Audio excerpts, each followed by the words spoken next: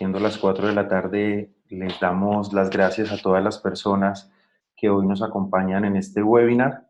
Bienvenidos a estas charlas Compartamos virtuales que queremos hacer desde Compartamos con Colombia y cuyo propósito es acompañar a las organizaciones sociales en este momento que estamos viviendo en el país. Me presento en primer lugar, mi nombre es Jonathan Clavijo, soy gerente de comunicaciones y mercadeo de Compartamos con Colombia. Para nosotros es un gusto poder acompañarlos esta tarde, poder decirles que las organizaciones sociales tienen estos espacios, que queremos escucharlas, que queremos acompañarlas en este proceso y por esta razón hemos creado esta charla y próximamente vendrán otras charlas Compartamos. Les damos la bienvenida a todas las personas que nos acompañan desde hoy en esta serie de webinars que realizaremos. Ya tenemos cerca de 70 participantes desde diferentes lugares del país, nos escribían desde Putumayo, hay organizaciones en Medellín, en Bogotá, en diferentes lugares del país y eso nos complace mucho poder contar con ustedes en esta sesión y en este trabajo que realizaremos. Por favor, si alguien no puede escuchar lo que estamos hablando, háganoslo saber por el chat. Cualquier novedad técnica que tengan, nos la pueden hacer saber por el chat. En este momento creo que estamos transmitiendo bien. Sin embargo, por medio del chat podremos atender tanto novedades técnicas como preguntas de esta transmisión. Bien, en primer lugar, nos gustaría decirles que Compartamos con Colombia es una organización que quizás algunos de ustedes conocen, con la que algunos de ustedes han tenido relación, pero probablemente muchas otras organizaciones han llegado a esta primera sesión y no nos conocen aún. Entonces, por esa razón, quisiéramos hacer una presentación muy corta para decirles qué es Compartamos con Colombia y poderles compartir a ustedes por lo menos una idea general de qué es lo que hacemos desde Compartamos con Colombia. Entonces, en primer lugar, Compartamos con Colombia es una organización sin ánimo de lucro también, que existe desde hace 19 años, más de 19 años ya. Estamos compuestos por 15 firmas de servicios profesionales. Estas firmas de servicios profesionales son todas las que ustedes pueden ver en pantalla en estos momentos. Son firmas expertas en banca de inversión, en consultoría estratégica, en servicios legales, en auditoría, cuyo propósito es unir todo ese talento en Compartamos con Colombia y fortalecer las capacidades de diferentes organizaciones y personas. Nosotros asesoramos, con este conocimiento que tenemos, asesoramos a las organizaciones sociales del país y asesoramos a diferentes entidades que trabajan y que tienen un impacto social o ambiental desde lo que hacen. En ese sentido, ustedes pueden contar con nosotros. Si quieren saber más sobre estas asesorías, pueden visitarnos en www.compartamos.org o pueden escribirnos a comunicaciones@compartamos.org para que tengan más información sobre las actividades que nosotros les ofrecemos. En este caso, les voy a mencionar de forma muy general que tenemos dos líneas de trabajo, una de fortalecimiento de capacidades en organizaciones, líderes y comunidades, en donde básicamente hemos trabajado con más de 700 organizaciones en estos casi 20 años, ya más de 19 años que hemos prestado servicios en Colombia y también en el diseño e implementación de soluciones para el desarrollo. Nosotros, ¿cómo trabajamos? Nosotros básicamente conectamos el conocimiento de esas firmas de servicios profesionales y lo unimos con las diferentes organizaciones del sector social. Todas esas firmas de servicios profesionales adquieren los conocimientos de Compartamos con Colombia y adquieren los conocimientos también de sus clientes y hacen con eso un trabajo de fortalecimiento estratégico. Esto es básicamente lo que les queríamos presentar de una forma muy breve y sobre todo invitarlos a que ustedes también nos acompañen en diferentes escenarios que nosotros realizamos en Compartamos con Colombia. Nosotros, la idea es que ustedes pues, puedan estar en contacto con nosotros. Voy a ser muy breve en esta explicación, pero es básicamente decirles que en Compartamos con Colombia lo que buscamos es que las organizaciones sociales, sobre todo en este momento, en donde muchas aristas se están abriendo y en donde hay muchas debilidades y quizá inquietudes sobre diferentes temas, sientan que en Compartamos con Colombia encuentran respuestas, que encuentran oportunidades para acceder a conocimientos especializados de diferentes firmas socias. Hoy en particular nos acompaña una firma de servicios profesionales que es socia de Compartamos con Colombia. En este caso hablamos de Filipi Prieto Carrizosa Ferrero Du y Uria. Es una firma de servicios profesionales que cuya sede principal está en Bogotá y que es básicamente una firma legal que nos va a acompañar en esta charla que realizaremos esencialmente para hablar sobre cuáles son aquellos asuntos laborales a tener en cuenta en materia legal, desde el punto de vista legal, en las organizaciones sociales. Sabemos que hoy las organizaciones sociales más que nunca necesitamos en el país de organizaciones sociales que estén decididas a aportar a la transformación del país. Sabemos que muchas pueden estar pasando por momentos de dificultad y por esa razón quisimos empezar por este tema laboral. Para esto nos acompaña Carolina Porras. Ella es abogada, experta en temas de derecho laboral y socia de esta firma de servicios profesionales, y también estará acompañada por Isabela Huertas. Ella es abogada de Filipi Prieto Carrizosa Ferrero Du y Uría, y la idea es que ellas dos nos compartan esos conocimientos hoy en esta sesión. Entonces, les damos la más cordial bienvenida a todos.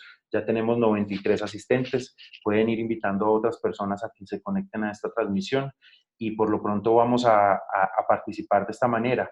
Una última claridad importante. Nosotros les vamos a pedir que en la parte de abajo ustedes van a encontrar una pestaña donde pueden dejar o participar como en una especie de chat, donde pueden dejar sus preguntas.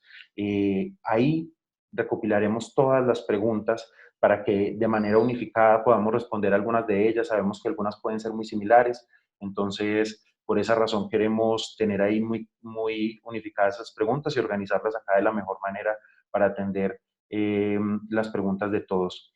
Isabela, Carolina, bienvenidas. Muchas gracias por estar con nosotros en esta sesión. Sabemos que es un tema que particularmente puede tener cambios en los próximos días. Sabemos que es un tema que estamos en un momento de emergencia y en ese sentido el gobierno tiene las facultades para hacer cambios día a día y para, digamos, dar decretos o enviar circulares que cambien algunos aspectos, pero en líneas generales ya tenemos hasta hoy un panorama más o menos claro y ese es el que vamos a compartir hoy con las organizaciones sociales. Bienvenidas, muchas gracias por estar aquí y bueno, las escuchamos.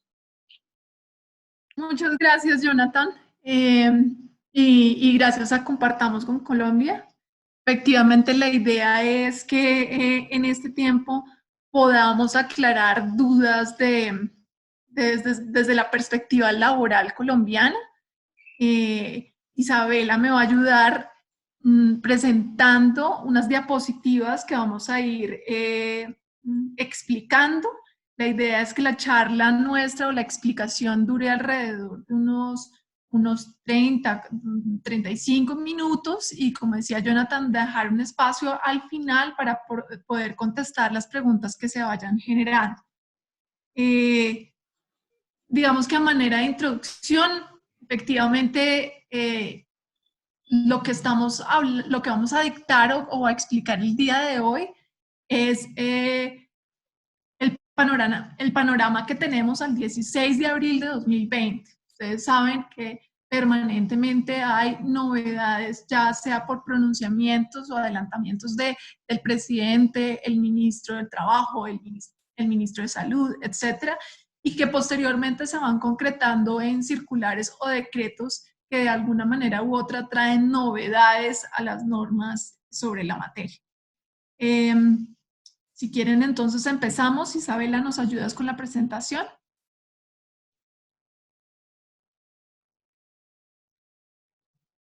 Bueno, entonces, esta es la presentación dirigida más que todo a hablar sobre los aspectos laborales para las entidades sin ánimo de lucro, laborales legales, frente a la situación de emergencia derivada de la pandemia del COVID-19.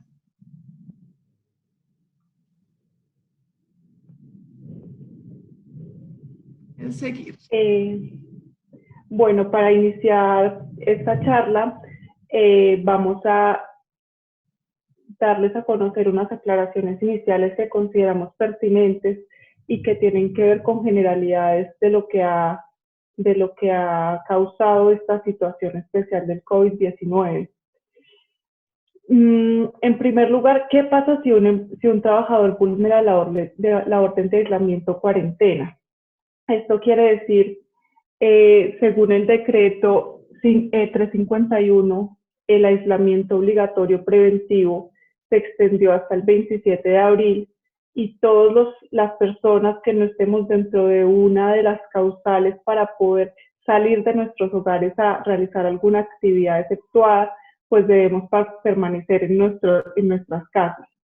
Entonces, si alguno de sus trabajadores sale de su casa por causas ajenas al contrato de trabajo e infringe la normativa nacional, las sanciones que corresponderían serían las de carácter penal o administrativo.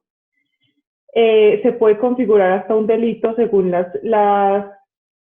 el decreto, mientras que si la infracción consiste en cumplir una obligación del contrato de trabajo, el hecho se convierte en una obligación, una violación a las obligaciones dentro del contrato de trabajo, y por esta razón se podría configurar una justa causa para terminar el contrato. Esto es cuando no hay autorización por parte del trabajador y pues del empleador, perdón, y tengamos en cuenta pues que el empleador, si no está dentro de estas excepciones del decreto, no podrá dar estas autorizaciones. Entonces, y antes de seguir, digamos que es importante tener claridad que el empleador tiene unas cargas frente a, y bueno, esta es una de ellas, frente a las autoridades con relación a sus trabajadores. Entonces tendrá que saber en qué estado están y si están en contrato de trabajo vigente, pues tendrán la carga de verificación si las personas están saliendo o no, y por eso es importante lo que acabamos de decir. El empleador debe propender para que los trabajadores cumplan las normas de aislamiento, y de encontrar que no se están cumpliendo, tiene la posibilidad de imponer sanciones o de, como lo acabamos de ver, de terminar los contratos de trabajo. En línea con esto que acabamos de decir, es importante conocer el estado de salud de los trabajadores que tenemos para nuestra empresa u organización. Entonces, los trabajadores que presenten síntomas de gripa, el empleador tiene la obligación de contar con una ruta de notificación, tanto interna, es decir, del empleador al trabajador, como del empleador a los responsables del sistema de salud, que puede ser en el municipio la Secretaría de Salud. ¿Qué debe hacer entonces el empleador que conoce que su trabajador tiene síntomas que podrían llegar a ser indicios de coronavirus? Avisar a la Secretaría de Salud para que estos inicien el protocolo que debe seguir, que tiene que ver con contactar a la persona, si es del caso realizar la visita para hacerle el examen y demás, pero es muy importante que se mantenga este contacto entre empleador y trabajador, tanto para las personas claramente que están exceptuadas del aislamiento, como para las personas que están realizando trabajo remoto. Ahí una recomendación práctica es poder realizar un contacto diario con los trabajadores, ya sea por correo electrónico o teléfono y demás, y que se genere la obligación por parte de ellos de reportar su estado de salud. Me encuentro bien, no me encuentro bien, tengo estos síntomas y demás. Ya para cumplir con esta ruta de notificación, insisto, el empleador está obligado, aquí se crea una obligación distinta, diferente y nueva, y es el empleador estará obligado de notificar a la Secretaría de Salud de cualquier trabajador con o pues sospechoso de haber contraído el COVID-19. no cumplir con estas obligaciones de reporte de novedad también puede generar consecuencias al empleador, tanto administrativas como penales. Entonces, sí es importante que generen un mecanismo, si es que no lo han hecho todavía, para estar en contacto diariamente con sus trabajadores y conocer de su estado de salud. Una duda generalizada es si el COVID-19 puede entenderse como una enfermedad de origen laboral. Entonces, las enfermedades de origen laboral son aquellos que los trabajadores contraen como resultado de exponerse a riesgos inherentes a sus actividades laborales. En las últimas declaraciones, el Gobierno Nacional, especialmente el Ministro de Salud, ha declarado que el coronavirus, se ha definido como una enfermedad profesional para los trabajadores del área de la salud. Esto es todas las personas que son médicos, enfermeras y demás, como también los personales administrativos de los hospitales que están operando. La norma, digamos, efectivamente es un decreto, y la norma en ese decreto nuevo hace una aclaración especial, una definición y dice, se entenderá, se presumirá que será una enfermedad laboral. No obstante lo anterior, eso no quiere decir que frente a otros sectores y a otros trabajadores que contraigan el virus, no se pueda también considerar como una enfermedad de origen laboral. Entonces, como lo decía Isabela, ahí nos tendremos que ir a la norma y verificar si hay manera de comprobar que la enfermedad se contrajo en la prestación del servicio o con ocasión a este. Se volverá entonces un tema, digamos que probatorio. Al sector salud, ya con este decreto nuevo, tienen ya una carga probatoria menor porque se presumirá. Y al considerar una enfermedad laboral, pues, ¿cuáles son las consecuencias? Que la cobertura será distinta, ¿no? Entonces sabemos que las EPS son las que me cubren las enfermedades de origen laboral, origen común, perdón, y pagan las incapacidades con unos porcentajes distintos, es decir, del 66.66% durante los primeros 90 días y después en adelante el 50% del ingreso, eso sí, respetando siempre el salario mínimo. La cobertura asistencial es una y es más limitada que la que tienen los trabajadores a través de la ARL. La ARL cubrirá desde el día 1 el 100% y hasta el final el valor de la incapacidad. Su cobertura asistencial es mucho más amplia y de medicamentos, etcétera, por lo que sí es relevante definir si es de origen laboral o de origen común. También es importante porque si de considerar que es de origen laboral, también los trabajadores en cierto punto pueden llegar a exigir una reclamación, una indemnización adicional por parte del empleador si pueden demostrar que el empleador los puso en riesgo innecesariamente o no les dio las medidas sanitarias necesarias. Entonces, es importante, si los trabajadores van a poder prestar servicios, cumplir con todas las medidas de prevención, trabajar de la mano con la ARL, cumplir con todas estas circulares que se han venido emitiendo sobre las recomendaciones de las medidas de bioseguridad para evitar una responsabilidad si alguno de nuestros trabajadores termina contrayendo el virus. Ahora sí, entremos en materia. Hablemos de las alternativas laborales de las que disponen los empleadores frente a la pandemia. Hay medidas aplicables, entonces vamos a empezar para las actividades que no están exceptuadas en el decreto, es decir, aquellas actividades que deben ya sea realizarse remotamente o se deben suspender porque no se pueden realizar remotamente. Entonces, la primera y la más fácil de ellas es el trabajo remoto. Esto lo hemos oído hablar ya desde hace varios días y es importante distinguir entre el teletrabajo o el trabajo en casa y el trabajo virtual. son dos cosas distintas. El teletrabajo existe en Colombia desde hace muchos años, tiene una regulación especial y establece unas obligaciones específicas a los empleadores, una carga importante de obligaciones que no necesariamente se deben cumplir hoy en día, porque hoy en día, a partir de la circular 22 del 2020, el ministerio lo que hace es autorizar una modalidad de trabajo que lo denominó trabajo en casa o trabajo virtual. Así, diferenciándolo del teletrabajo para evitar generarle mayores cargas al empleador frente a esta circunstancia excepcional.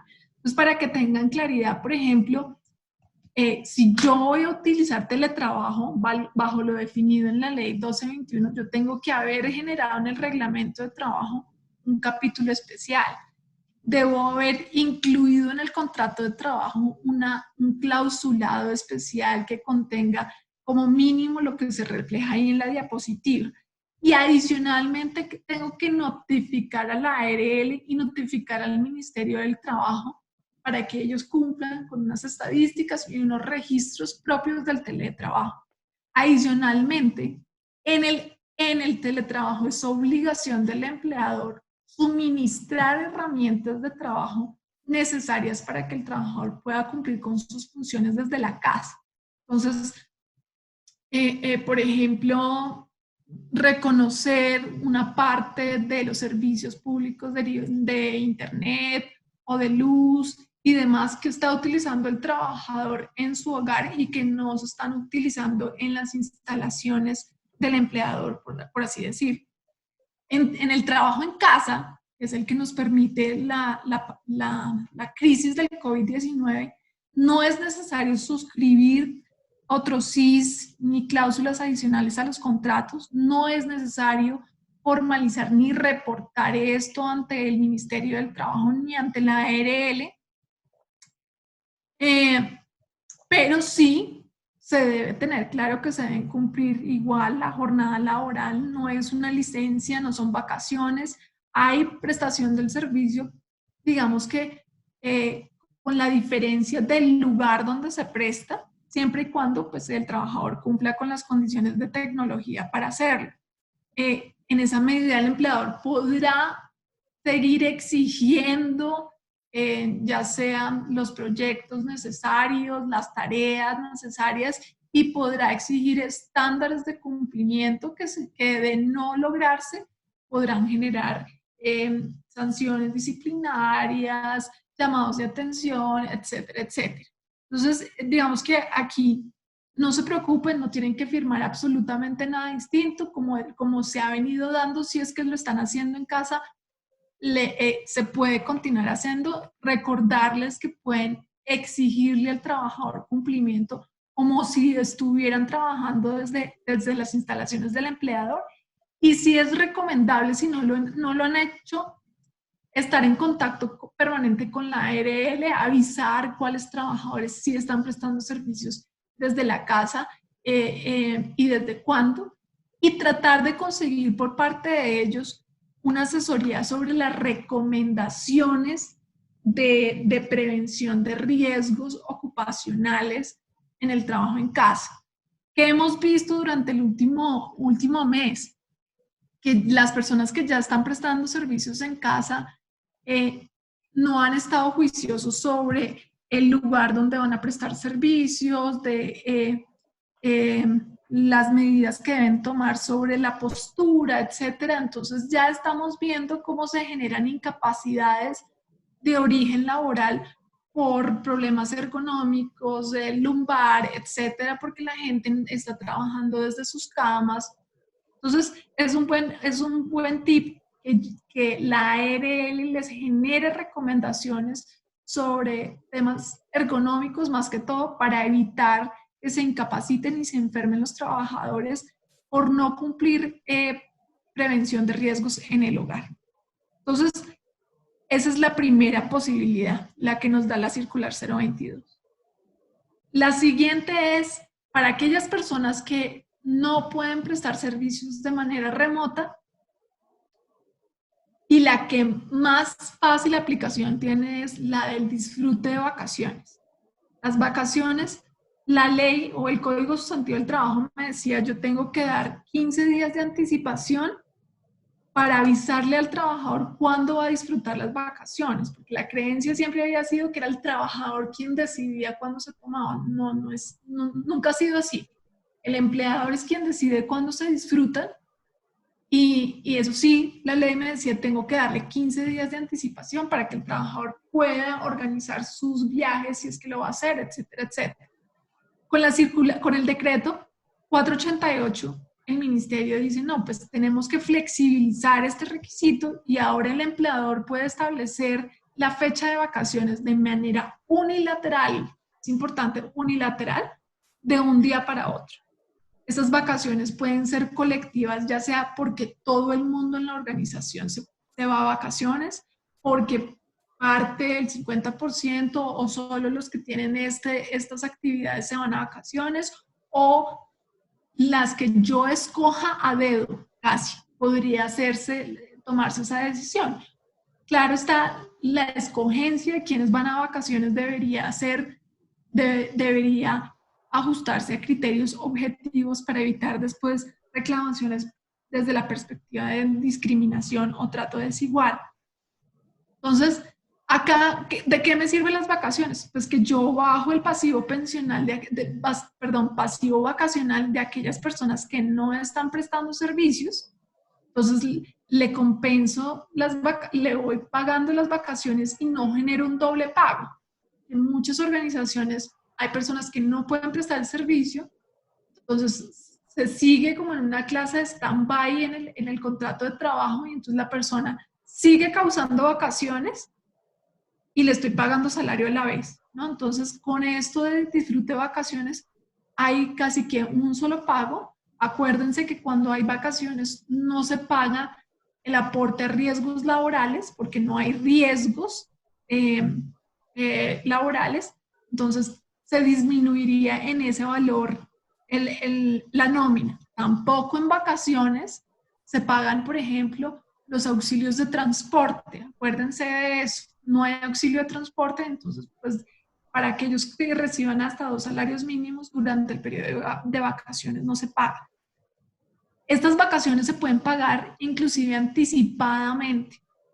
O sea, aquellos trabajadores que no lleven el año de servicios o que ya hayan disfrutado más días de las vacaciones que les corresponden para la fecha, también podrán disfrutar de manera anticipada las vacaciones. ¿Qué me dice el código frente a esa situación de vacaciones anticipadas?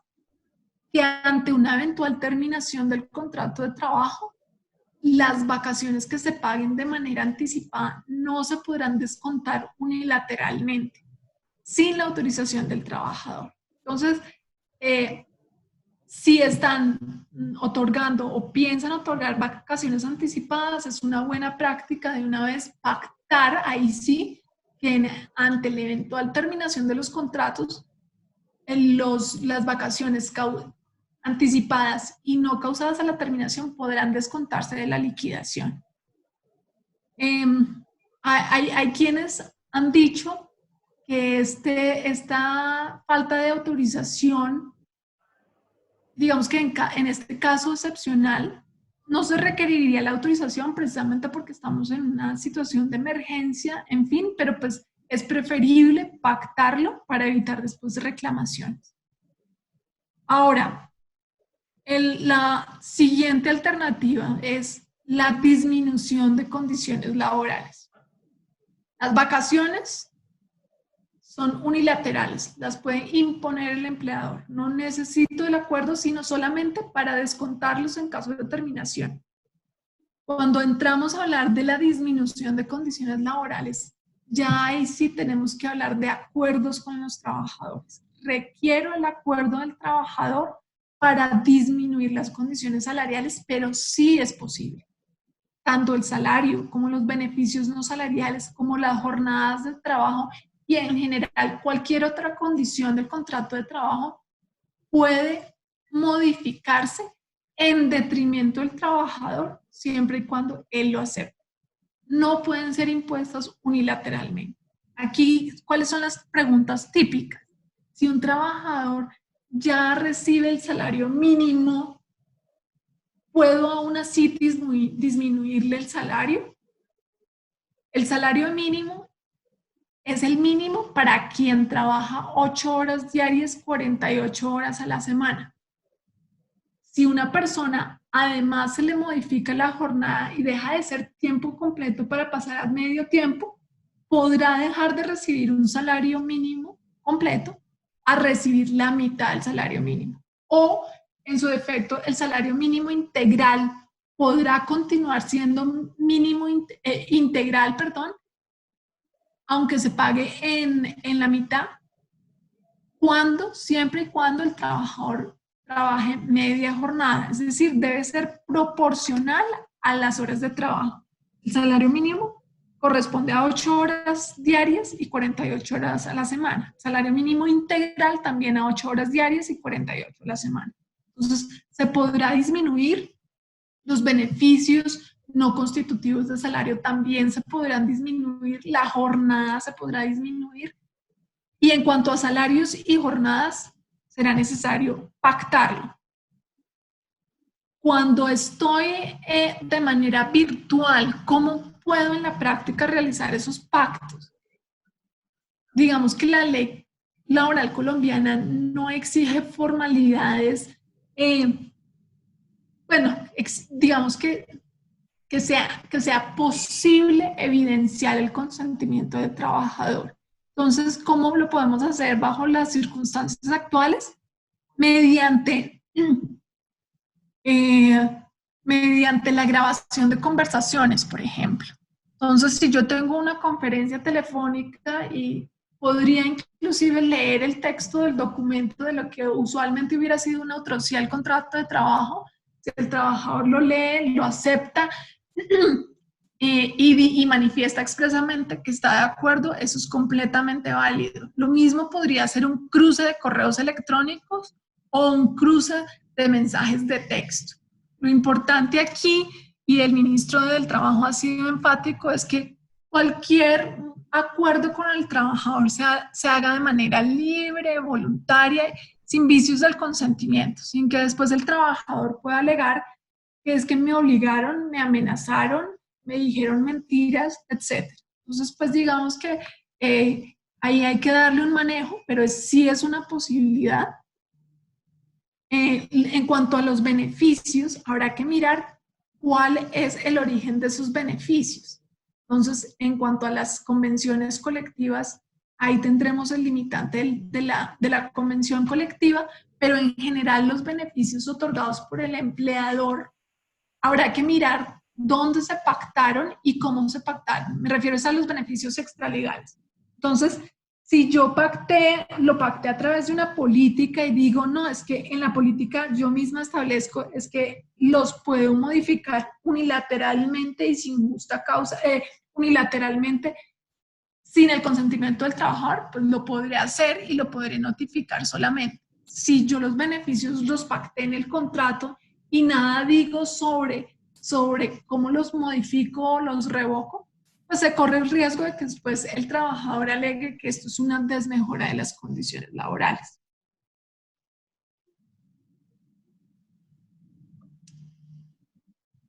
Cuando disminuyo el salario del trabajador, tengo la opción nueva que me genera el decreto 488 del 2020 para que el trabajador pueda hacer el retiro de las cesantías.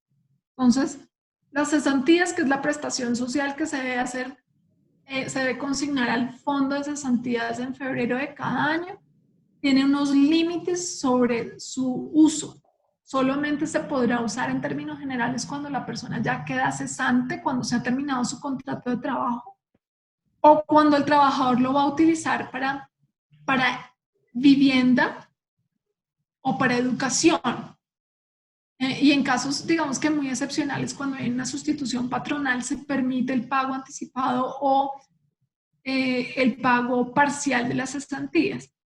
Esta es una novedad que trae, digamos, el estado de emergencia y permite en últimas que si el trabajador ha recibido una desmejora en su salario, una disminución en su ingreso salarial, el empleador le emita una certificación para que pueda ir a retirar al fondo de cesantías mensualmente el valor que de la disminución en su salario. Entonces, para dar un ejemplo sencillo, si la persona recibía 1 millón y ahora va a recibir 800, la diferencia son 200.000 pesos.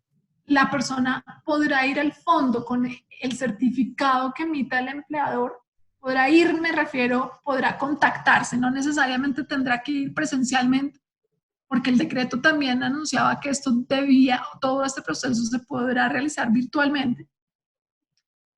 Podrá contactar el fondo de cesantías para retirar durante el tiempo que dure la emergencia los 200.000 pesos que son la diferencia o la disminución en su salario mensual. El decreto establece de manera específica que esta posibilidad de retiro solo aplicará para aquellos que estén en un fondo privado de cesantías. Bueno, en cuanto a la eliminación de los beneficios extralegales, ya lo habíamos adelantado. Si estos se otorgan de mera liberalidad y unilateralmente, no se necesitará, digamos, que el acuerdo con los trabajadores. La recomendación es verificar si hubo beneficios, no sé, auxilios de rodamiento, beneficios de alimentación o cualquier otro beneficio, si es que lo había. Verificar si hubo un pacto entre las partes y si lo hubo, qué se dice sobre la posible modificación o eliminación. Ahora, también es posible eliminar los pagos que no se causen por estas condiciones. Les adelanté, el auxilio de transporte. El auxilio de transporte solo se causa para las personas que tienen que desplazarse al lugar de trabajo y que reciben hasta 2 salarios mínimos. Entonces, inclusive para personas que estén trabajando de manera remota, no se causa el auxilio de transporte porque no se están desplazando. Entonces, en su nómina podrían eliminar este concepto por los días en que ha durado el aislamiento preventivo obligatorio. Ahora, frente a la dotación exige que las personas hayan estado prestando servicios. Y si no se cumplía este requisito para la dotación que se debe pagar en abril, pues no es necesario pagar. Es decir, si hubo una suspensión, si hubo una interrupción en las labores, etcétera, las dotaciones tampoco se tendrían que pagar en el mes de abril.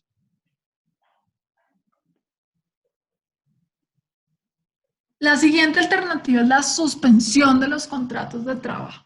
Entonces, la suspensión de los contratos de trabajo está contemplada y ha estado siempre contemplada en el artículo 51 del Código Sustantivo del Trabajo, y ese artículo me establece algunas alternativas o formas para poder suspender el contrato de trabajo.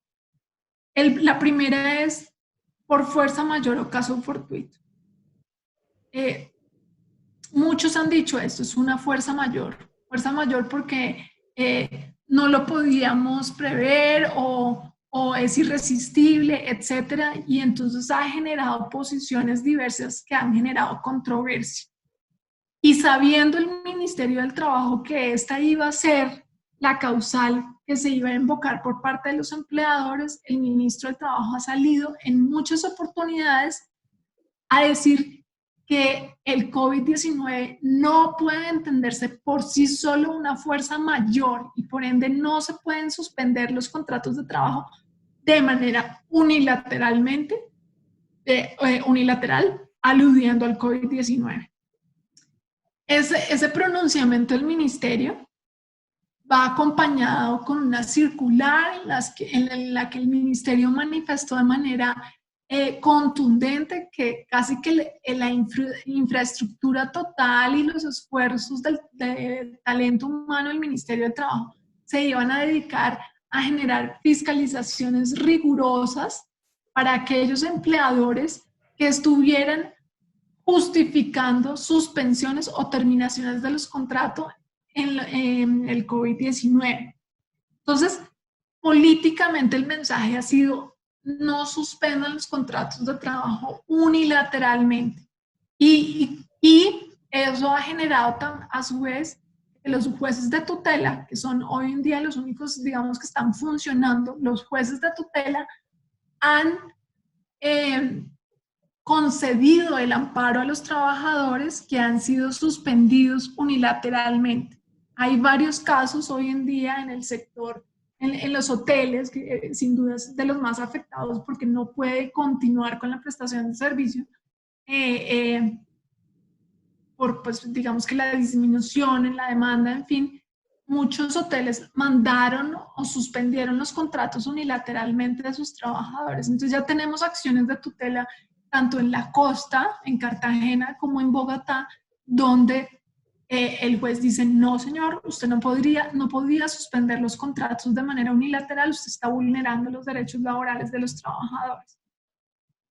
Hay otra causal de suspensión, que es la de suspensión de actividades por situaciones económicas, por dificultad de obtener las materias primas, etcétera, etcétera. Pero esa requiere la autorización previa del Ministerio del Trabajo. Entonces, la podría aplicar, pero necesito justificarla, presentar una solicitud del Ministerio, y el Ministerio tiene que pronunciarse antes de poder implementar. La tercera causal, que es aplicable, mejor dicho, porque aquí hay varias que no aplicarían acá, sería la de las licencias. Las licencias son esta causal de suspensión es la que más se está utilizando, la que nosotros recomendamos y la que podría permitir la suspensión de los contratos de trabajo con la menor cantidad de riesgo. Las licencias implican que el trabajador solicite o esté de acuerdo, consienta en una licencia no remunerada o puede ser inclusive remunerada. No remunerada genera los efectos que establecemos ahí en la parte derecha de la presentación en temas de pensión, salud, riesgos para fiscales, prestaciones sociales y vacaciones. Entonces, yo, trabajador, le solicito a mi empleador o consiento porque la circular del ministerio también dijo, no podemos obligar a los trabajadores a aceptar las licencias. Sin embargo, digamos que ahí es un tema que, en mi opinión, el ministerio se está excediendo un poco de sus funciones. Lo importante es que sí haya un acuerdo voluntario con los trabajadores y ellos acepten. Claro está, conociendo que esto se hace por el bien de todos y para poder garantizar la permanencia en el empleo, acordar las suspensiones a través de licencias. Entonces, estas licencias que me generan la obligación de pagar cotizaciones a pensión, a salud, a riesgos laborales, no, porque no hay prestación de servicios, a parafiscales tampoco, porque no estoy pagando salario. Y en cuanto a prestaciones sociales, este tiempo que dure la suspensión puede descontarse para el cálculo de cesantías y las vacaciones. ¿Qué pasa si yo ofrezco una licencia no remunerada a mis trabajadores? Pues que no van a recibir ingresos. Entonces, ¿cuáles han sido alternativas que han planteado los empleadores en esta época? Ofrecer licencias con unos, ya sea auxilios, con unos préstamos, con unos anticipos, de tal manera que el trabajador pueda recibir algo de ingreso que le permita subsistir, pero que no sea salario y no, digamos, que no me genere parafiscales ni demás prestaciones. Se mantienen los efectos, si quieres, Isabela, nos devolvemos a la diapositiva anterior, se mantienen los efectos, es decir, pago pensión, pago salud, no pago riesgos, no pago parafiscales, pero le doy a la persona algo para poder sostenerse. Eso puede ser un auxilio, puede ser, como les decía, un préstamo o un anticipo. Yo le anticipo el 50%, el 30%, el 20% o el 70% del salario que cause usted cuando se reanuden sus labores y se termine la suspensión. Frente a esta suspensión y esta posibilidad, yo sí tengo que acordar con el trabajador. Insisto, este acuerdo puede ser a través de una grabación, puede ser a través de un correo electrónico, un mensaje de texto, pero yo debo tener y contar la evidencia de que la persona sí aceptó esas nuevas condiciones. Eso permite que la persona mantenga su empleo y que tenga cobertura a salud y que tenga cobertura a pensiones. Frente a la diapositiva siguiente, que ya nos estaba mostrando Isabela, es la novedad que salió el día de ayer, el decreto legislativo del 558 del Ministerio del Trabajo, frente al pago reducido de la cotización al sistema de pensiones. Entonces, se acordarán, la semana pasada el presidente había hablado de suspender el pago de cotizaciones durante 3 meses. Sin embargo, cuando fuimos a revisar el decreto, realmente es solo por 2 meses, por los pagos que se causen en abril y mayo, que se pagan en mayo y en junio, y no hay una suspensión como tal o completa del pago, sino es una disminución del aporte. Ustedes recordarán, el aporte correspondía al 12% por parte del empleador, el 4% por parte del trabajador, y lo que ha dicho es, ahora por esos 2 meses, si no 3, será el 3% del IBC, y de ese 3%, el 75% lo asume el empleador y el 25% lo asume el trabajador. Es decir, el 2.25% lo tendrá que pagar el empleador y el 0.75% el trabajador. Esto es optativo. La norma dice, puede optar. Evidentemente, esto reduce de manera importante el costo laboral para los empleadores. Sin embargo, digamos que igual termina afectando a los trabajadores. No es como que se tiene como si hubiera cotizado tal cual el trabajador al sistema, no. Si es una persona, fíjense que en el régimen de ahorro individual, la persona se pensiona con base en el ahorro que tenga en su cuenta. Entonces, si yo voy a destinar menos dinero, menos aporte, pues recibirá menos valor mi cuenta. Ahora, si yo estoy en el régimen de prima media, es decir, Colpensiones, aunque se contabilizan las semanas durante estos 2 meses, lo ha dicho el decreto, se contabilizarán solo para quienes necesiten esas semanas para cumplir las 1.300, que son los mínimo, y solo para aquellos que vayan a recibir una mesada pensional igual al salario mínimo. Es decir, las personas que tengan más de 1.300 semanas y que quieran subir el porcentaje para recibir una mejor mesada pensional, pues estos 2 meses no se les contarán. O aquellas personas que tengan que estén buscando tener una mesada superior al salario mínimo, yo que sé, 1,5 millones, pues tampoco se contarán estas semanas para la obtención de la pensión. Sin embargo, insisto, si baja el aporte de un 16% total a un 3% total durante estos 2 meses.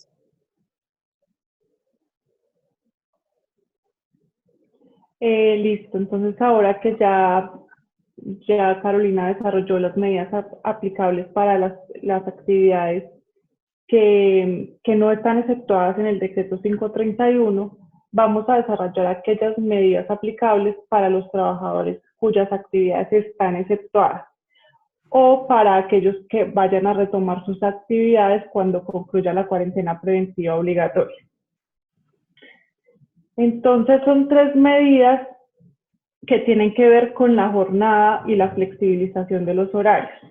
Entonces, como sabemos, la jornada máxima ordinaria son 48 horas a la semana, que normalmente se trabajan por turnos diarios de 8 horas o jornadas diarias de 8 horas. Lo que ha propuesto el Ministerio de Trabajo y lo que también nosotros queremos acá proponer para este tipo de empleadores es que estas jornadas sean distribuidas de una manera que permita disminuir el tráfico de personas en la presa o en las instalaciones del empleador y que permita también generar unos flujos de transporte en los medios públicos de transporte diferentes, para que no haya, digamos, tantas personas al mismo tiempo entrando, saliendo y pueda generarse, digamos, otras dinámicas. Entonces, la primera de estas opciones es la jornada laboral flexible. Esta jornada laboral consta en distribuir en máximo 6 días de la semana las 48 horas de trabajo semanal. Las jornadas diarias podrán ser entonces desde 4 horas hasta 10 horas como máximo. Cuando alguno de los trabajadores exceda las 48 horas semanales, que es la jornada ordinaria máxima, entonces se le deberá hacer el pago de las extras y si se hace el trabajo por fuera de los horarios de trabajo diurno, pues se le deberá pagar el recargo nocturno correspondiente. La segunda medida corresponde a los horarios flexibles. Estos horarios flexibles mantienen la misma jornada que se venía, pues si la tenían implementada la jornada de 8 horas diarias. Sin embargo, la idea sería generar turnos de entrada diferente para cada grupo de trabajadores. Pues entonces que unos entren a las 6 de la mañana, otros a las 8 y así sucesivamente para que la salida sea igualmente escalonada y se produzcan estas consecuencias que ya comentaba al principio de disminuir el flujo de personas en los medios de transporte y demás. Y por último está la adecuación de turnos de trabajo. Esta adecuación de turnos de trabajo, digamos que responde a la necesidad de las organizaciones de realizar sus operaciones sin solución de continuidad, es decir, durante todos los días de la semana. Y la idea es que se realicen turnos de 6 horas que, digamos, sumados para la semana, se trabaje 36 horas en total. En este caso, entonces, el beneficio para el empleador es que no se generan recargos nocturnos ni deben pagarse tampoco los recargos de los domingos o festivos. La idea entonces de estos turnos de trabajo es que haya continuidad en la ejecución del objeto y fuera de eso que también los turnos tengan menor personal en las entradas y en las salidas.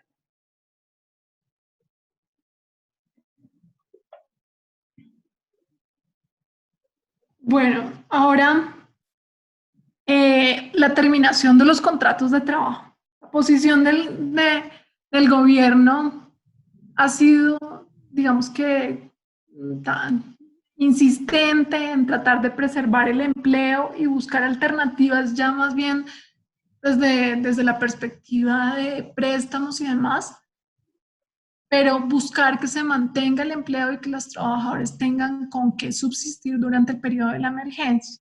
No obstante lo anterior, habrá excepcionalmente, ojalá, la necesidad de terminar los contratos de trabajo.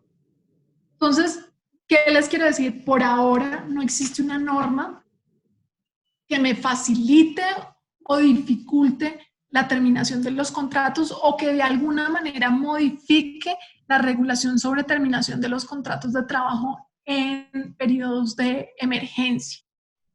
Lo único que hay es una circular que al ser circular no tiene la fuerza jurídica que una norma, que un decreto o que una ley del Ministerio del Trabajo anunciando que va a disponer de los recursos para intensificar las investigaciones por terminaciones de los contratos de trabajo durante la crisis. Entonces, digamos que el mensaje es, no hay novedad frente a las terminaciones de los contratos hasta el momento. Entonces, ¿qué aplica? Aplican las restricciones a las terminaciones de los contratos de trabajo que siempre han existido. Entonces, la más clara y objetiva de ellas es la de los despidos colectivos. Entonces, en una organización que tenga más de 10 trabajadores, pues tendré que mirar el número de trabajadores directos, importante, trabajadores directos, no cuentan aquí los contratistas o los trabajadores de misión, solamente los trabajadores directos que yo haya despedido en un periodo de 6 meses, y dependiendo de eso y la tabla que les reflejamos ahí, podré saber cuántos despidos puedo realizar unilateralmente y sin justa causa, sin tener que acudir al Ministerio del Trabajo. Si yo, por ejemplo, digamos, tengo 10 trabajadores, el despido colectivo se configura con el 30%, entonces solamente podré despedir a 2 de mis trabajadores de manera unilateral sin tener que ir al ministerio. Cuando ya despido el tercero, incurro en el 30% y ahí tendría yo, en teoría, que ir al Ministerio del Trabajo y pedir la autorización para poder despedir a esa gente. En la práctica, las autorizaciones de despido del Ministerio del Trabajo son bastante demoradas y difíciles de adquirir o de obtener, porque el Ministerio tiene esa posición de proteger a la parte débil de la relación laboral, que es el trabajador. Entonces, optar por esta posición, digamos que pues no va a ser no va a ser sencilla, y más cuando la posición hoy en día es de protección absoluta. La siguiente restricción de las terminaciones de los contratos es la de los fueros de estabilidad laboral reforzada. Digamos que aquí no hay tampoco una modificación normativa, pero ¿qué ha pasado? Que los jueces de tutela, insisto, que son los únicos que están hoy en día trabajando, tienen un mayor grado de conciencia y solidaridad frente a la gente en situaciones de debilidad.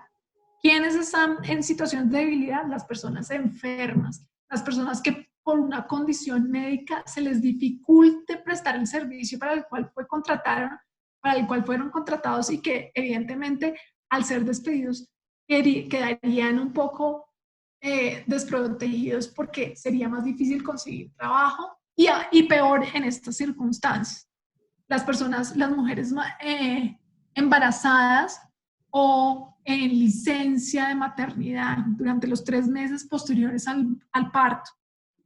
También se incluye en esta protección de maternidad a la pareja, al hombre de la mujer embarazada, que tenga a la mujer como dependiente en el sistema de salud. Entonces, no podrá tampoco despedirse el contrato de trabajo del hombre o del futuro padre cuando la madre depende económicamente de él. De los prepensionados, esos trabajadores que están cerca de adquirir el derecho pensional, les faltan menos de 3 años para cumplir la pensión, las personas también están protegidas especialmente. Aquellos que hagan parte de un sindicato y tengan un fuero especial porque sean directivos, porque hacen parte de la comisión de reclamos, porque son fundadores del sindicato o porque se encuentren en una circunstancia de negociación, por ejemplo. El acoso laboral también genera una estabilidad reforzada, pero es una estabilidad distinta que requerirá de un juez que haya declarado que la persona es víctima de acoso laboral para que las terminaciones de sus contratos se vean limitadas.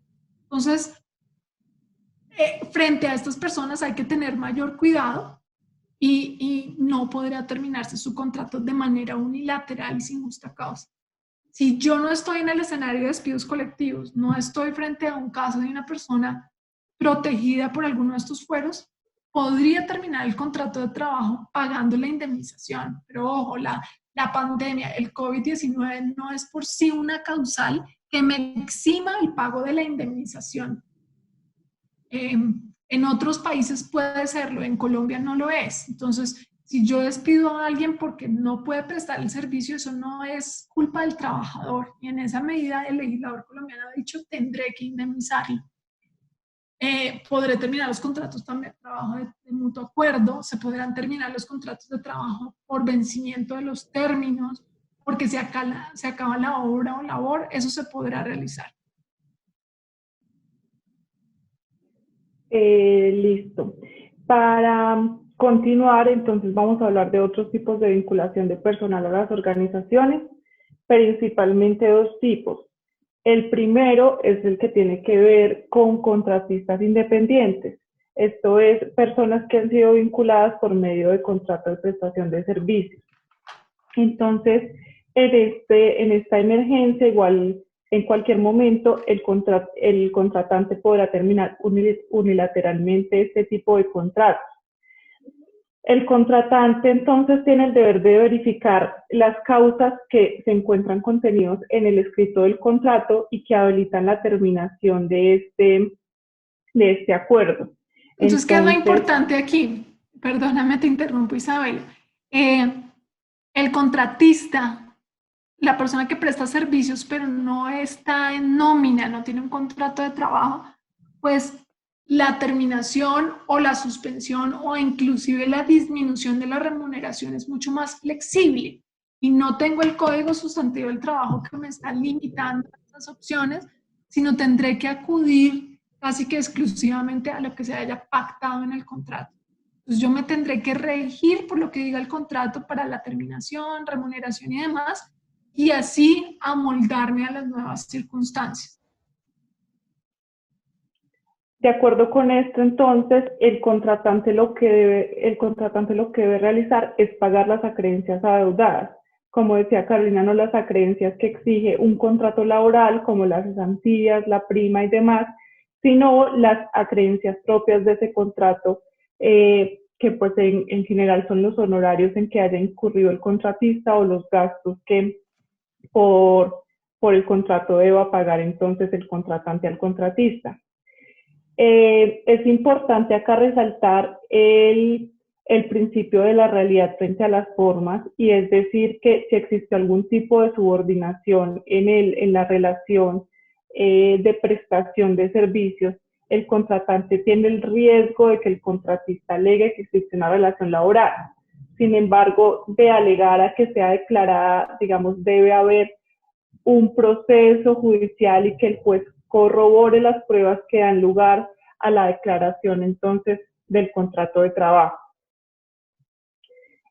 Por esto nuestra recomendación antes de que estos contratos se terminen de manera unilateral es que las partes lleguen a acuerdos y que se pueda entonces terminar los contratos de prestación de servicios por medio de acuerdos por medio de acuerdos en que las partes establezcan en qué condiciones se va a realizar esa terminación. Aquí es importante, otra vez te interrumpo, perdóname, resaltar que la reducción del aporte de pensiones también es aplicable a independientes. Entonces, usualmente el independiente paga la totalidad de la carga, el 16%. Entonces, el decreto lo que ha dicho es los independientes también pueden optar por esta posibilidad y durante estos 2 meses que establece la norma pagar sobre el 3% de sus ingresos. Y bueno, lo último, pues en aras de que no hayan indicios de una relación laboral y demás, y en aras de que el contratante verifique que el contratista ha cumplido con todas sus obligaciones, es verificar que en efecto el contratista está realizando los aportes al sistema de seguridad social y pues que se haya suscrito un contrato de prestación de servicios entre las partes. El segundo tipo de colaboración por otros mecanismos es el voluntariado. Entonces, el voluntariado es una de las excepciones contempladas dentro del decreto 531 del 8 de abril de 2020, que es el decreto que prolonga el aislamiento obligatorio preventivo. Y en su artículo 3 establece que se permitirá el derecho a la circulación de las personas que realicen las siguientes actividades. En el numeral 32 establece las actividades del sector interreligioso relacionadas con los programas institucionales de emergencia, ayuda humanitaria, espiritual y psicológica. Entonces, los voluntarios que en este momento estén realizando actividades para enfrentar la crisis que ha generado en Colombia el coronavirus, pues tendrán la posibilidad de salir de sus casas para realizar este tipo de actividades de ayuda humanitaria. Es importante que las personas que realicen este tipo de actividades cumplan las medidas de bioseguridad establecidas por los entes gubernamentales y especialmente el Ministerio de Salud y Protección Social. Eh, el lineamiento principal para esta prevención y para ejecutar las medidas de sanidad pertinentes al momento de realizar las actividades de ayuda humanitaria están contenidas en el lineamiento número GPSG02 del Ministerio de Salud y Protección Social, que orienta al personal que realiza servicios y labores de asistencia social.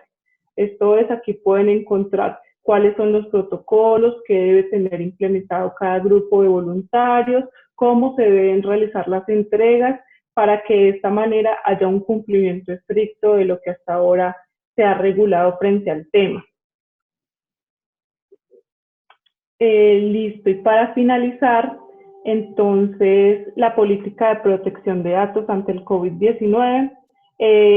Esto es algo que ha regulado la Superintendencia de Industria y Comercio en los últimos días y busca que los datos sobre la salud de las personas, que generalmente son sensibles y que tienen un tratamiento de datos personales especial, tenga unas variaciones para proteger la salud pública y para que el virus, digamos, tenga un mayor control por parte de estas autoridades.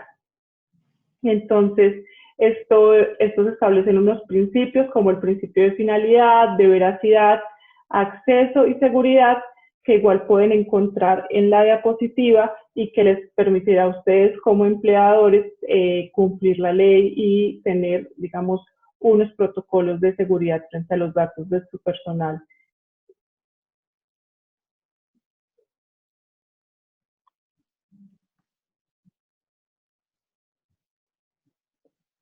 Perfecto. Muchísimas gracias, Carolina, Isabela, de verdad, por esta explicación tan clara que nos han regalado en la sesión de hoy. Muchas, muchas gracias. Tenemos varias preguntas. Se les había anunciado por acá internamente que seguro nos tomaremos unos minuticos más. Espero que nuestros asistentes puedan quedarse. Vamos a tomarnos más o menos 10 minuticos en algunas preguntas básicas, ¿les parece? Vamos a empezar entonces. Perfecto, arranquemos. Listo. Nos piden aclarar, por favor, el pago de subsidio de transporte. No les quedó muy claro si se debe pagar o no se debe pagar. Listo. En el caso de aquellos trabajadores que están en casa. El subsidio de transporte se causa única y exclusivamente cuando el trabajador debe desplazarse al lugar de trabajo y debe utilizar medios de transporte público. Les explico de manera clara con ejemplos.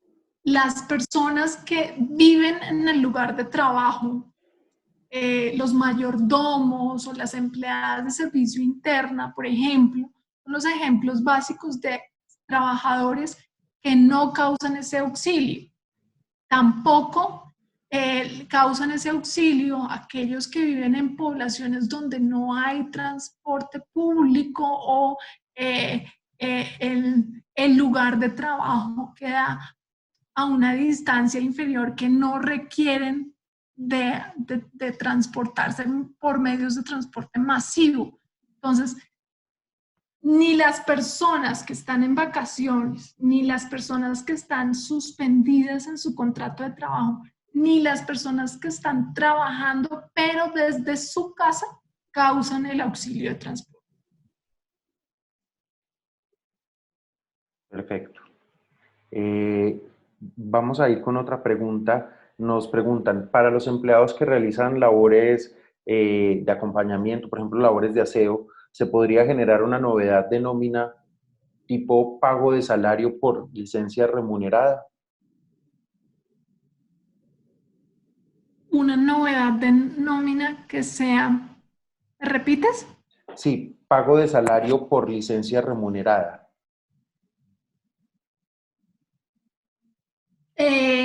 Pero es más recomendable realizar una licencia no remunerada y pagar un auxilio. Porque si tú sigues pagando, si estás en una licencia y pagas salario, ahí estás causando aportes para fiscales. Mientras que si tú haces una licencia no remunerada, pero pagas un auxilio o un concepto anticipado de salario, no generarías para fiscales. Ok, perfecto. Por otra parte, frente a los contratos, muchas organizaciones sociales trabajan por contratos de obra o tienen contratos de obra o labor. ¿Se pueden terminar los mismos por la falta de desarrollar la labor por la cuarentena como una justa causa? No, la terminación de la obra se da es cuando efectivamente hay una terminación de la obra. Entonces, si lo que ocurrió es que la obra quedó suspendida porque no la puedo ejecutar, no, terminar el contrato por finalización de la obra sería un riesgo y me estaría exponiendo a reclamaciones para el pago de la indemnización. Entonces, a menos de que se pueda evidenciar que la obra terminó tal y como se describió en el contrato de trabajo, nosotros no recomendaríamos que se utilizara el aislamiento como la causal y justificación para impedir el pago de la indemnización. Ok, perfecto. Muchas organizaciones sociales también actúan como intermediarios en contratos. Si un contrato, si se ha suscrito un contrato con una empresa en virtud de ello, la organización social contrató personal con dedicación exclusiva a ese contrato, y si el contratante de ese contrato con esa empresa suspende esas labores, la organización social puede alegar esa suspensión como caso fortuito para suspender a sus trabajadores con dedicación exclusiva a ese contrato. Digamos que es controversial. Si me preguntan a mí desde la perspectiva de personal, yo creería que sí, que la norma sí esa sí sería un caso, una fuerza mayor que me podría generar la suspensión de los contratos de trabajo. Pero, insisto, el Ministerio del Trabajo quiere ser más proteccionista y quiere evitar que eso suceda. Entonces, ¿qué nos ha pasado y qué hemos visto en otras experiencias? Es preferible que el contrato comercial, el contrato, por decirlo así, civil entre la organización y el contratante, se termine y de tal manera el contrato de obra o labor de los trabajadores ahí sí ya se termina, porque ya no estoy prestándole servicios a un tercero. Entonces ahí se podría configurar de manera más fuerte y más sólida la terminación de la obra para que se puedan terminar los contratos de trabajo. Okay, De lo contrario, como lo recomendamos en la charla, es preferible acordar con los trabajadores licencias para suspender. Perfecto.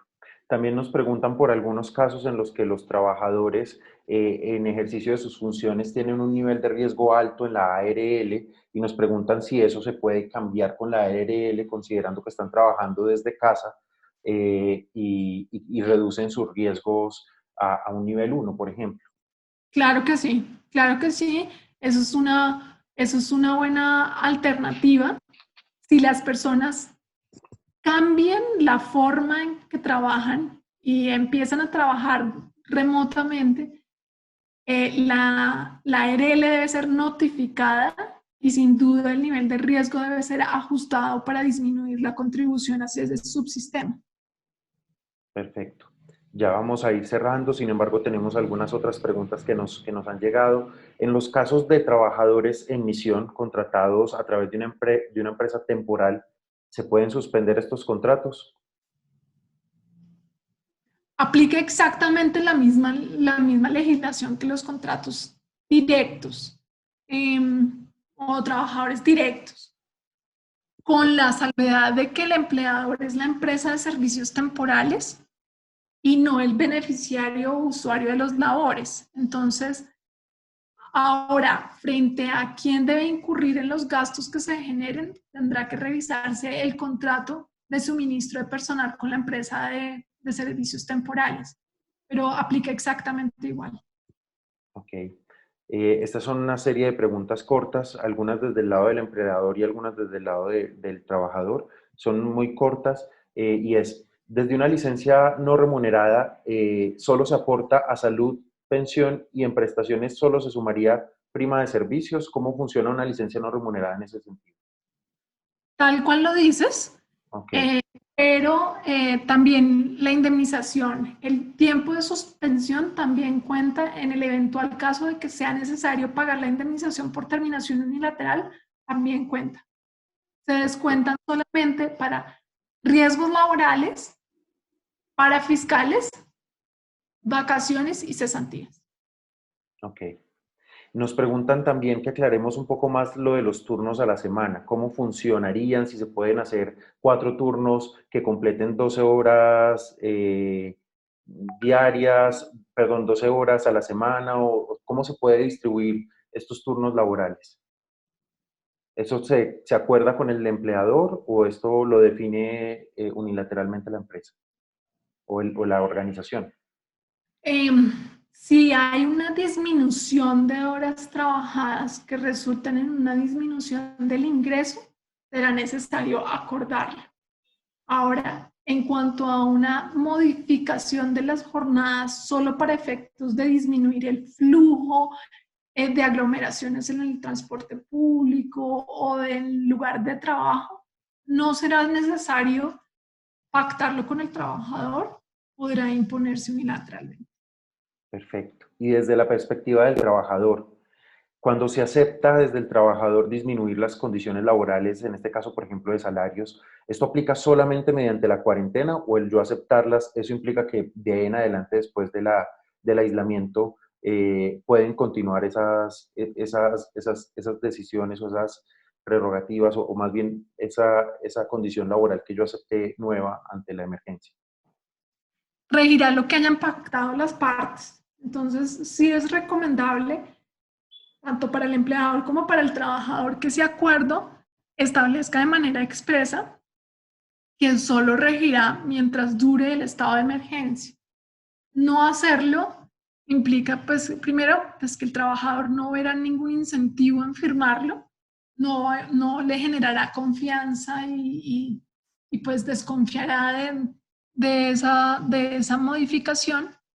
Y por parte pues del trabajador, ya del empleador, ambas partes tendrán claridad de cuándo se terminará. Podrá establecerse una fecha cierta, pero como no tenemos claro todavía cuál es esa fecha cierta, se puede establecer que queda sujeto a la condición de que se levante el aislamiento o que 3 días hábiles, 2 días hábiles después de levantado el aislamiento, se establezca la fecha cierta de el momento en que volverán a aplicarse las condiciones anteriores. Perfecto. ¿Puede el trabajador solicitar el pago que ha hecho a pensiones? Esto lo han preguntado mucho, están muy interesados en este tema, ya desde la perspectiva del trabajador. Usted habla de las cesantías, pero ¿y las pensiones? Pedir lo que se ha pagado en pensiones. Exacto, nos han preguntado esto. eh, Nosotros aclaramos sobre todo que era lo de cesantías, pero nos preguntaron por pensiones. No, hasta el momento, Ujú. digamos que la única modificación que existe para los tiempos de emergencia es la reducción parcial del aporte para los 2 meses, abril y mayo, que se pagan en mayo y en junio. Pero no existe ninguna manera o no hay ninguna permisión en este momento para que el empleador le entregue valores correspondientes a aportes de pensiones o retiros de valores ahorrados en pensiones al trabajador. Eso no existe. Perfecto, muy claro, esa la queríamos aclarar. Y un trabajador que está desarrollando sus actividades como trabajo en casa, puede exigirle al empleador que organice su puesto de trabajo, que le permita conectividad, que le permita un asiento cómodo. ¿Cómo funciona eso desde la perspectiva del trabajador al solicitárselo al empleador? Cuando habíamos hablado de la diferencia en teletrabajo y trabajo virtual, esa era una de las obligaciones claras. Digamos que el teletrabajo tiene varias normas. De hecho, no solo es la del 2008, que incluimos en la presentación, sino hay otra del 2012. Y entonces tiene un régimen muy claro donde establece las cargas de cada parte. El empleador en el teletrabajo sí tiene una obligación en la ley de ser el garante y responsable de los riesgos laborales que se generen en el trabajo, en la casa, perdón, o en el trabajo remoto. Porque el teletrabajo también se puede realizar en lugares distintos a la casa. Puede realizarse en un hotel, en un Juan Valdez, en donde quiera la persona. El trabajo virtual o trabajo en casa no tiene una regulación específica, no tiene unas normas ni obligaciones para ambas partes. Pero si yo me voy al régimen general de riesgos laborales y al régimen del Código Sustantivo del Trabajo, yo sí podría decir o concluir que el trabajador tiene la posibilidad de exigirle al empleador que le suministre las herramientas adecuadas para poder prestar el servicio. Si no los tiene el trabajador, digamos que el empleador tendrá que suministrárselos con base en las normas generales del Código Sustantivo del Trabajo. Y también debería velar, por eso la recomendación que hacíamos al principio, para que se prevengan los riesgos. Aunque no existe una norma específica, el empleador ya hoy en día sabe que ciertas personas están trabajando remotamente.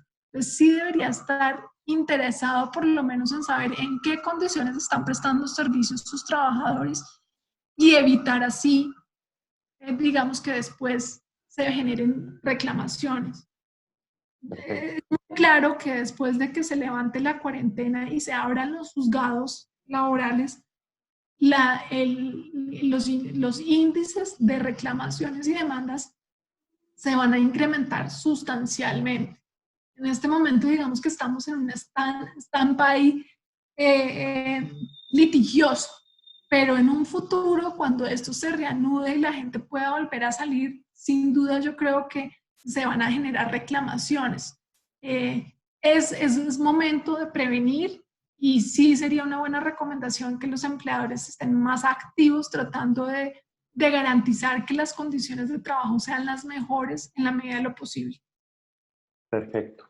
Y una última pregunta, que con esto terminaríamos la sesión. Agradecemos a todos que nos han seguido durante la transmisión de hoy. Más de 100 personas han estado conectadas desde diferentes lugares del país. De verdad, muchas gracias por habernos acompañado. La última pregunta tiene que ver con dos perspectivas que nos han hecho y es, desde el lado del trabajador que tiene que cumplir labores en este momento, el empleador debe darle algunos equipos como una protección especial para que pueda asistir a cumplir estas labores, debe dotarlo de algún tipo de elementos para que pueda asistir a esta labor. ¿Y qué pasa si un voluntario en el ejercicio de sus labores se contagia de COVID-19? ¿Qué pasaría en ese caso? Esos serían los dos últimos casos que abordaríamos, Carolina. Qué pena que abusamos un poquito de tu confianza, pero agradecemos muchísimo porque este espacio realmente creo que puede ser muy bien valorado por las organizaciones sociales. No, con todo el gusto. Mira, al final Isabel hablaba de los protocolos de las medidas de prevención. Ese protocolo establece las medidas y hay que revisarlos con detalle. Si las personas tienen que salir de su casa, evidentemente sí hay que generar ciertos protocolos para disminuir el riesgo. Está el hecho del tapabocas, está el hecho de tomarse las medidas de la temperatura, de un distanciamiento mínimo de 2 metros entre una y otra persona, no tener reuniones, entregar elementos de protección personal que muy seguramente, dependiendo de la organización o la fundación, cómo se desempeña y en qué sector se relaciona, esas recomendaciones son distintas. El gobierno nacional, digamos que de pronto puede ser criticado porque ha generado recomendaciones dependiendo de los sectores a través de circulares distintas por cada ministerio. Entonces tenemos medidas sanitarias aplicables para el sector de minas y energía, tenemos medidas sanitarias para el sector de la construcción, otra para el sector del transporte, otras para las telecomunicaciones y así. Entonces, será necesario, primero, acudir al protocolo que mencionó Isabela en la diapositiva, pero sin duda, dependiendo de cómo la organización se desempeña en sus actividades, mirar qué otras circulares les aplican y revisarla porque son documentos, digamos que cada uno son de 24 páginas que establecen las recomendaciones, no solo en el momento en que se está prestando el servicio o la actividad, sino cuando me traslado, cuando llego a la casa, cuando voy a recibir alimentos, cuando voy a estar en una charla, etcétera. Digamos que el gobierno ha sido muy juicioso en establecer las medidas dependiendo de la etapa en el momento del día en que me encuentro. Ujú. Perfecto. ¿Y los voluntarios? Sobre, Igual, ok, y sobre los voluntarios que se contagien de COVID-19 en el ejercicio de estas actividades, ellos podrían reclamar a la fundación porque le sucedió esto. bueno, eso es una pregunta difícil. Habrá que mirar si puede existir una responsabilidad que se llama una responsabilidad civil extracontractual. Ujú. En esa medida habrá que mirar si hay un nexo de causalidad entre el daño y pues el hecho que ocurrió. Tendrá que mirarse caso por caso. Lo que sin duda creo es que esa obligación de notificación, no solo de del positivo, porque la ruta de notificación de un resultado positivo del COVID lo tienen ya los profesionales de la salud, pero si un voluntario tiene también síntomas y puede ser sospechoso del COVID-19, sí creo que la organización es responsable de generar la notificación a la Secretaría de Salud para que se tomen las medidas y los protocolos necesarios. Perfecto. Bueno, Carolina, mil gracias también a Isabela por habernos acompañado en esta transmisión, en este webinar, donde buscábamos abordar los temas laborales desde el punto de vista legal, enfocados en las organizaciones sociales que tienen empleados y buscarlo hacerlo de la mejor manera posible. De verdad, muchas gracias porque ustedes han aclarado, yo creo que muchas dudas. Aún sabemos que quedaron algunas pendientes, pero hemos intentado abordar de la mejor manera todo este contenido. Ustedes lo han hecho también de una forma muy completa, de verdad. Carolina, Isabela, muchísimas gracias. Muchísimas gracias a nuestra firma socia PPU por habernos acompañado en esta Con transmisión. mucho gusto. Creo que varias personas preguntaron si era posible compartir la Exacto, presentación.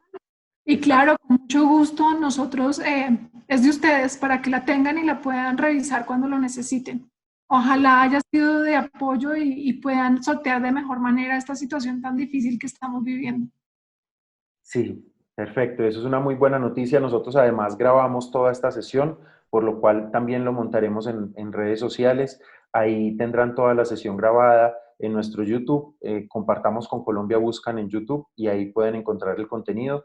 También estará entonces la presentación en nuestra página web www.compartamos.org. La pueden encontrar desde mañana para que puedan acceder a esta presentación y la invitación queda abierta para todos porque vamos a seguir realizando otros webinars. Sabemos que hay preguntas también en temas tributarios, sabemos que también hay preguntas en temas de contratos ya no laborales, sino contratos en el ejercicio de determinadas funciones que tienen las organizaciones sociales. En ese sentido también buscamos aclarar inquietudes y si queda alguna duda que ustedes consideren fundamental responder para sus gestiones, por favor escríbanos a comunicaciones@compartamos.org y nosotros buscaremos la mejor manera de atenderlos. Cuenten con Compartamos con Colombia, estamos del lado de las organizaciones sociales, acompañándolas, tratando de resolver las inquietudes que tengan de la mano con los profesionales de nuestras firmas socias.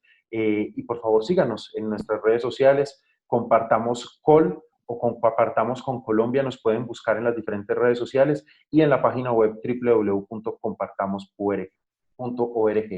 Gracias Carolina, gracias Isabela, gracias a todos los asistentes desde diferentes lugares del país.